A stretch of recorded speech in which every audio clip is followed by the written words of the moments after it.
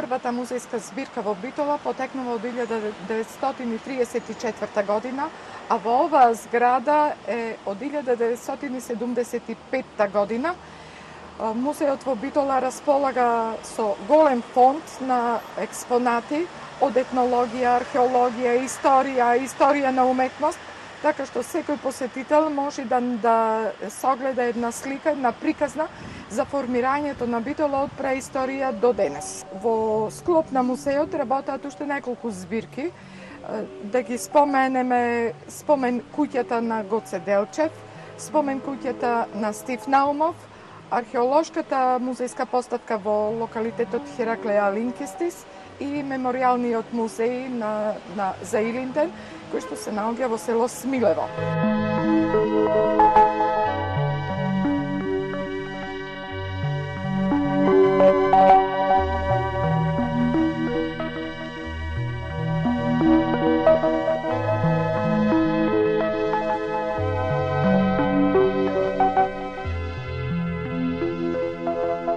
Во сите нив има приказна за периодот за кој се создадени, а овде во нашиот музеј, она што е најбитно, ние се потрудивме да направиме една прошетка. Тоа може да се посети и на нашата веб страница и сите посетители кои што не можат да дојдат да го видат музејот и да видат зошто треба да дојдат во Битола и зошто вреди да се види овој музеј, затоа што она што е понудено како артефакти навистина заслужува внимание, почнувајќи од археолошката збирка, па понатаму историската збирка, етнолошката и уметничките дела на крајот. Секако тука морам да напоменам дека за она што ние се потрудивме да го направиме како музејска поставка, минатата година ја добивме една престижна награда, влеговме во 4 музеи, најдобри музеи на Европа, награда која што ја додели Европската музејска академија во Аусбург. Инаку, зградата е избрана за музеј затоа што ова е споменик на култура од 19 век, едно здание кое што беше воено училиште во кое се школуваше и Кемал Ататурк.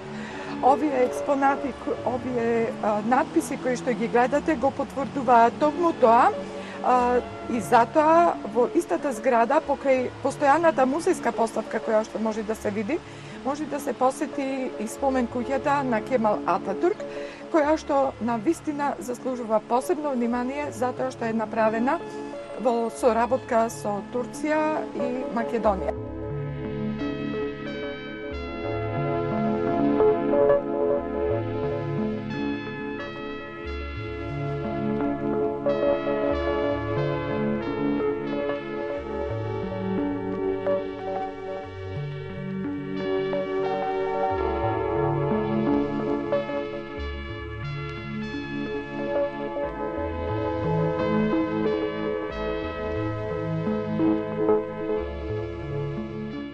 археолошката поставка во Завод музеј Битола започнува со периодот Неолит, најстариот досега регистриран историски, не предисториски период на ова подрачје. Најстарите наоди датираат околу 5500 години пред новата ера. Потекнуваат од една култура во науката наречена Велушко-породинска група. Името го добила по првите локалитети регистрирани со овај материјал. Пред се се работи за наоди од керамика, коска, кремен, керамички садови изработени со еден голем сензибилитет, со една голема фантазија која со својот облик, со своите декорации ни го представуваат на трешниот свет на тој неолитски човек. Нормално, си се движи од постар кон помлад неолит, преминуваме во енеолитот, кога имаме нови наоди, нови народи, нова подрачје, доаѓање на некои луѓе, цивилизации од исток, како што ние се локалитетите Црнобуки, Шуплевец. Нормално, некаде околу 3000 години пред новата ера, имаме наоди од исто група на луѓе на народ дојден од јадранскиот период, Трн тумба, мала трнска тумба, голема трнска тумба. И тој живот продолжува континуирано. Немаме никаков застој во живењето. Преминуваме во бронзата, Радоборска тумба со една огромна продукција на керамички садови и материјали.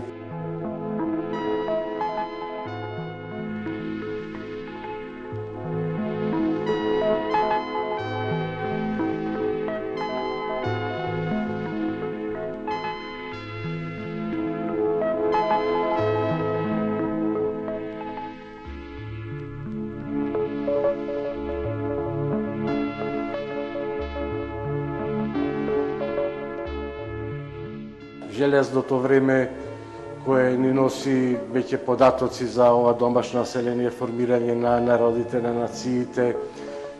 Еден значаен наод како што ни е некрополата од Петиле Беранци, која ни даде извонредни научни информации за живењето во тоа време. Потоа артефакти како што се златните обетки, керамика импортирана. Веќе добиваме во тој период една импортирана керамика, увоз од јужните делови на Балканскиот полуостров, што ни кажува и за една економска моќ на домашното население. Ова елемент уште повеќе може да се види веќе во античкиот период, во следното оделение кое ќе биде представено, што ни кажува за истенчениот вкус веќе на ова домашно население, тоест едукацијата, о смисла на уметност и на култура за еден квалитетен начин на живење.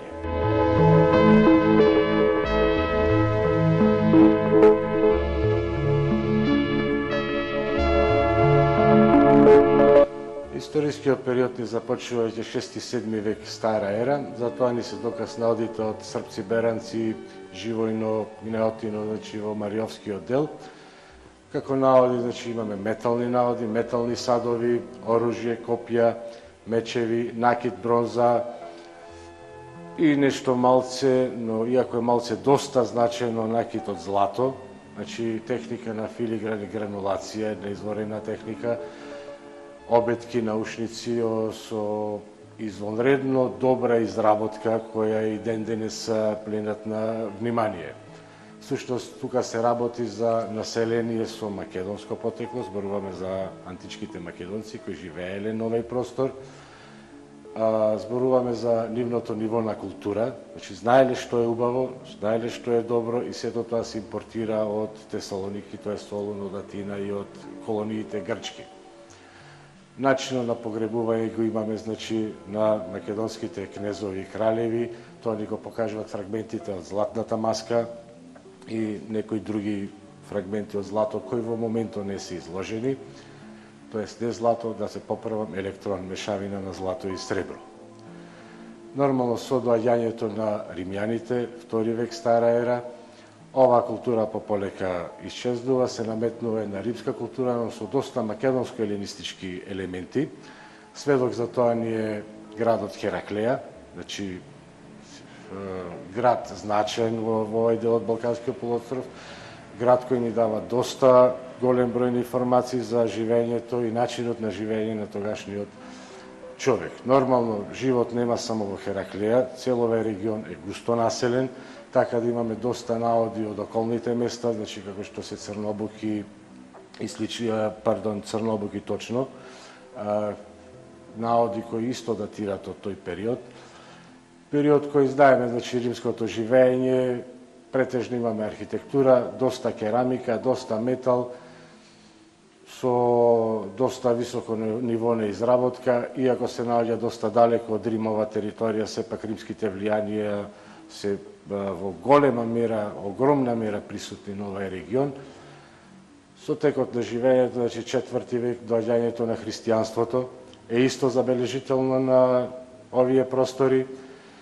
Тоа ни го покажува олтарот од Суводол, тоа ни го покажуваат артефакти со христијански елементи, значи врежани в крстови, лиени крстови, како што ги имаме во витрините, може да се види.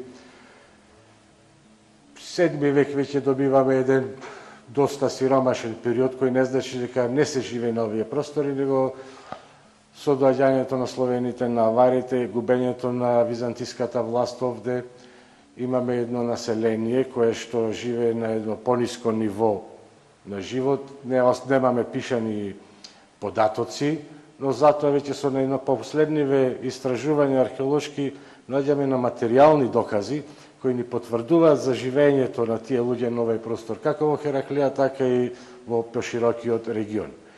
И нормално веќе 10-11 век, возобновување на една организирана држава на овие простори, каде што сепак имаме доста докази, каде што христијанството доста доминира во начинот на живење, значи доказите ни се најповеќе материјални од археолошки истражувања на тие рано средновековни црковни објекти.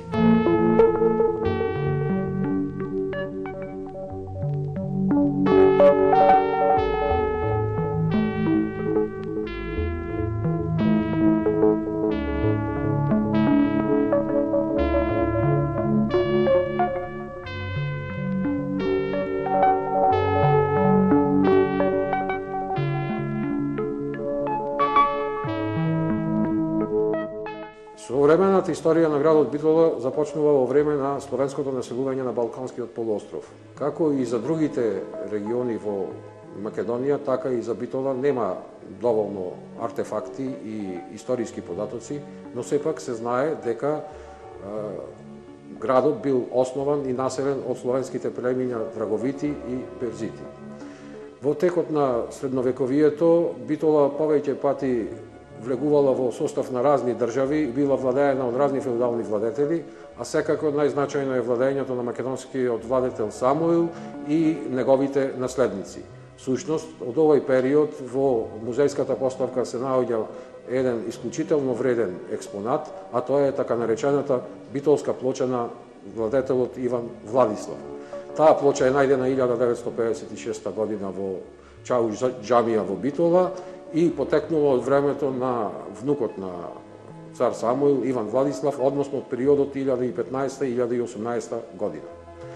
После тоа настапил периодот на османско владење, долготрајното османско владење со Битола, и во тоа време Битола доживува големи промени како на надворешниот изглед, така и во етничкиот состав на градот.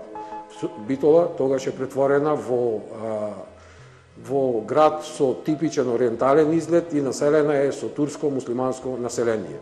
Со тек на времето во Битола се населиле и други етнички групи, пред се македонски етнички елемент, но се населиле и еврејско население, и ромско население, и влашко население, кои дале свој печат во животот на Битола. На тој начин, до крајот на 19 век, Битола станал град со мешан етнички состав и има долга традиција на соживот и верска толеранција. Во овој период Битола го доживува крајот на втората половина на 19 век и почетокот на 20 век. Битола доживува најголем економски, културен, политички и секаков друг растеж, од едноставна причина што Османската империја го претворила градот во главен воен и административен центар на европскиот дел од својата територија. Во тој период се изградиле најрепрезентативните објекти, како што е сад кулата во градот, бројни безистенот, бројни болници, амами и други објекти од јавен карактер. Истовремено, овој период, крајот на 19 и почетокот на 20 век, Битола е центар на дејствување на Македонската револуционерна организација и во неа и таа е центар на случување на Илинденското востание. Тука во Битола дејствувале најважните раководители од Македонската револуционерна организација, како што се Гоце Делчев, Даме Груев, но и битолските локалните, Ѓорги Сугарев, Парашкев Цветков и многу други познати и помалку познати војводи. Од овој период има во музеот дадовме поголем простор на експозицијата за Илинденското востание и за дејствувањето на Македонската револуционерна организација. Имаме голем број на оружје различно од тој период, а секако најзначајно и најинтересен од како експонат музејски е пушката со која нашите борци за слобода вршеле атентати, односно така наречената пушка атентаторка.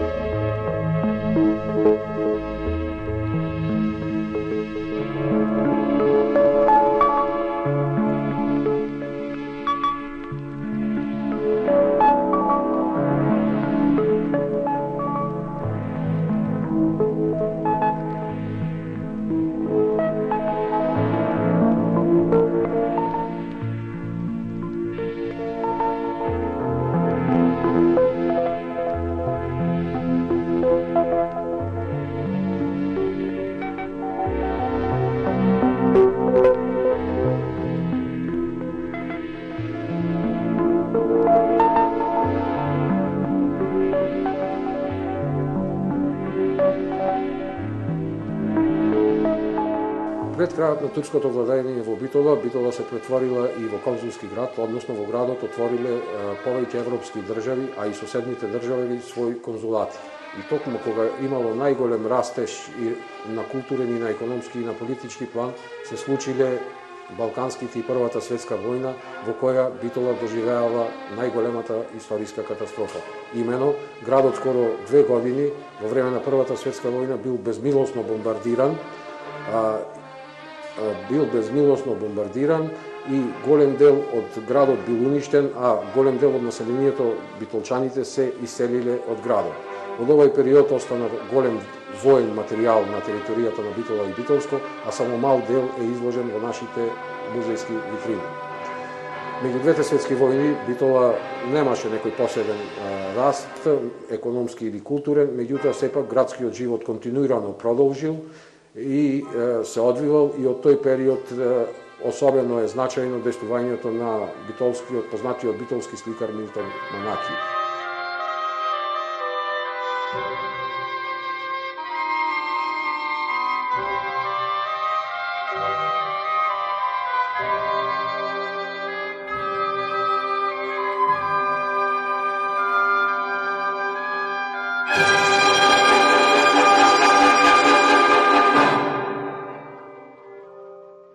Во Битолскиот музеј имаме релативно голем простор одвоено на периодот од Втора светска војна. Битола бил воен и административен центар на бугарската власт и во Битола има развиено антифашистичко и национално-ослободително движење. За време на овој период во Битола настрадало многу еврејското население, односно целото еврејско население било депортирано во концентрационите фашистички логори во Полска. Во секој случај, Битола за време на Втората светска војна учествувала со над 6000 борци во македонската војска и дала и дала 266 жртви во таа борба. Ослободувањето на градот се случило на 4 ноември и во натамошниот период Битола доживеала голем економски, културен и просветен растеж. Во нашиот музеј особено може тоа да се забележи преку изложените слики од македонската современа уметност и имаме богата збирка на повеќе битолски и македонски уметници од после Втората светска војна.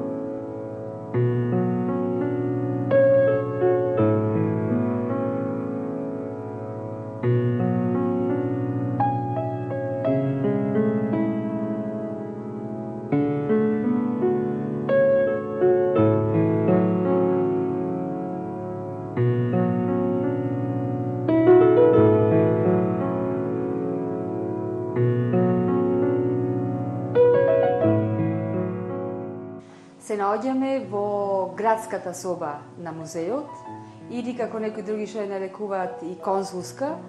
Зошто? Затоа што во главном намештајот кој што се наоѓа во оваа соба е дел од инвентарот на италијанскиот конзулат кој што обстојувал во нашиот град. Знаеме дека Битола беше консулски град, како и што остана и во денешно време.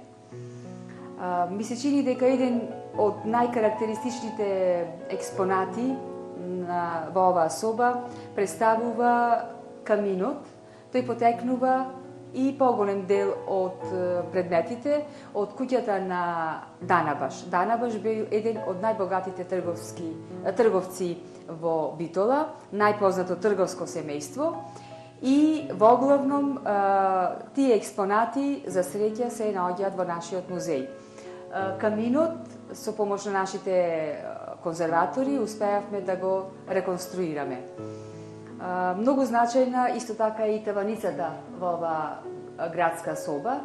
Ние едноставно сакавме преку овие експонати да доловиме еден амбиент на градска куќа, меѓутоа на побогат слој на население. За разлика во куќата на, како што ја нарекуваме, спомен куќа на Гоце Делчев, каде што имаме соба од онај среден граѓански, битолски слој. Што се однесува за таваницата, многу е карактеристично, бидејќи е правена по мустри, така битолски наречено. Рачно е изработена од нашите уметници и потекнува, значи, во главном и сите експонати од средината на 19 век, кога Битола беше навистина еден познат трговски град на просторот на Балканот. Други експонати кои што се позначајни, да речам, во овој амбиент, представуваат овие слики на кои што се прикажани портрети од членови на богати семејства битолски и работени на свила со сребрен конец. Тоа е некоја карактеристика, ми се чини за Битола, во некои други амбиенти не сум ги, и музеи не сум ги сретнала. Исто така се карактеристични и деловите од покукинина. Например, еве пред нас се наоѓа тој сервис за сладко, и како е на обичај се знае во битолска куќа, дека прво се послужува гостинот со сладко. И тие експонати се наоѓаат во оваа соба и со цел навистина да посетителот, кога ќе дојде во овој музеј, едноставно се чувствува дека се наоѓа во еден битолски градски амбиент. И што е многу карактеристично, посетителите, према зборовите на водичите, кажуваат дека многу сакаат да се сликаат во овој простор. Друг интересен експонат представува куќното пианино, кое служило така за забави на богатите семејства, на тие вечеринки што ги приредувале.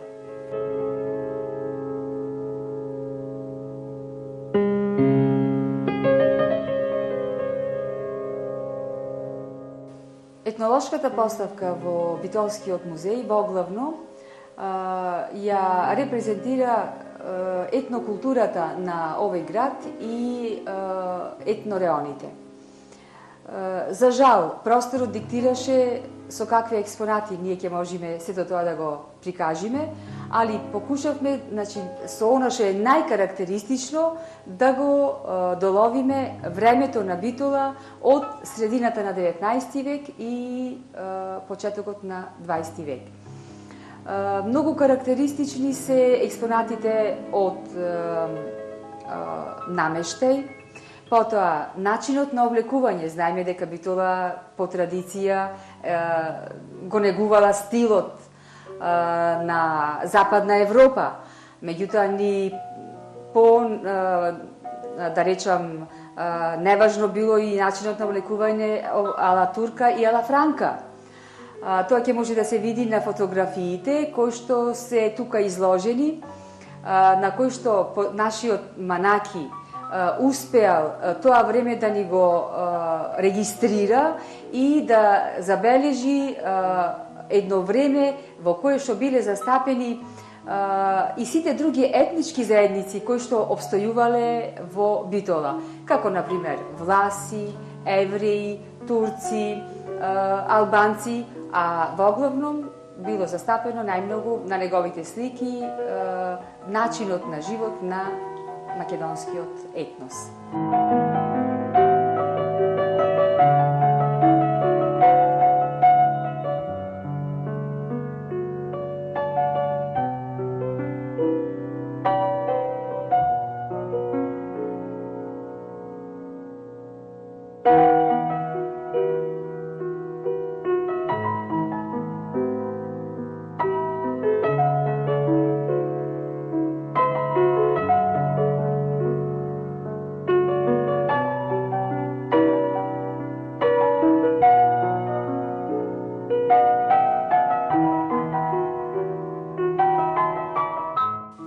Карактеристични експонати се донации. Во последно време во нашиот музеј колекциите се збогатуваат. Последна таква донација беше од Католичката црква. Ни беше поклонет хармониумот кој што е стар преку 150 години. На тој начин се обогатели нашите збирки не само со носи кои што ги носеле обичните граѓани, и тоа докажува за една голема култура во начинот на живот на овој град. Повторно ќе речам, конзулски, многу често во жаргонот на луѓето почна веќе тој израз да се применува.